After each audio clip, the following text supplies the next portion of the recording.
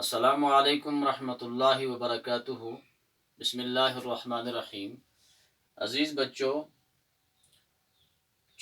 چوتھی جماعت کی اردو مضمون اردو عنوان راستہ چلنے کے قاعدے۔ اس سبق کو میں نے کچھ حصوں میں منقسم کیا تھا، 4 حصے ہم نے پڑھ لیے ہیں، آج 5واں حصہ ہے۔ ٹریفک کے کچھ اصول یہاں پر بتائے ہوئے ہیں۔ سبق تو سب آپ نے پڑھا ہے، یہ آپ کے اس ایکسرسائز میں سے ہے۔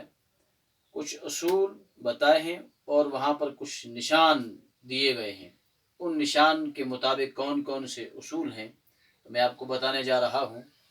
یہاں پر ایک ایرو دیکھیں، یہ ادھر مڑا ہوا ایرو ہے، ادھر۔ اس کا مطلب ہے، اس علامت کا، اس نشان کا مطلب یہ ہے، لکھا ہوا ہے یہاں، یعنی سڑک آگے جا کر دائیں کو مڑتی ہے۔ اس کا مطلب ہے یہ سڑک آگے جائے گی اور پھر جا کے وہاں پر رائٹ مڑے گی، دائیں طرف مڑے گی۔ دوسری علامت، یہ ایرو ادھر ہے میری طرف، وہاں اوپر والا ادھر تھا، یہ ادھر ہے میری طرف۔ اس کا مطلب ہے سڑک کے بائیں طرف مڑنے کی علامت ہے۔ اس کا معنی ہے یہ سڑک آگے جا کر بائیں طرف مڑے گی، لیفٹ سائڈ مڑے گی۔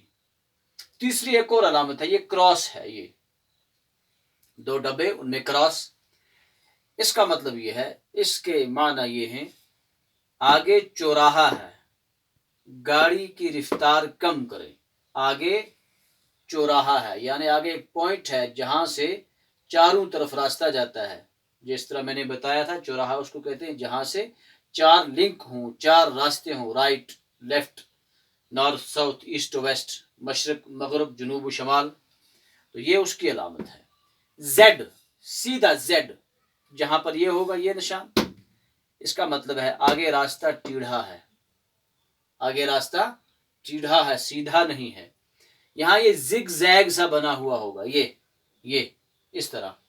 اس کا مطلب ہے، یہ بھی ٹریفک کے ایک اصولوں میں ایک اصول یہ ہے، سڑک آگے جا کر ناہموار ہے، یعنی کہ آگے جا کر سڑک سیدھی نہیں ہے۔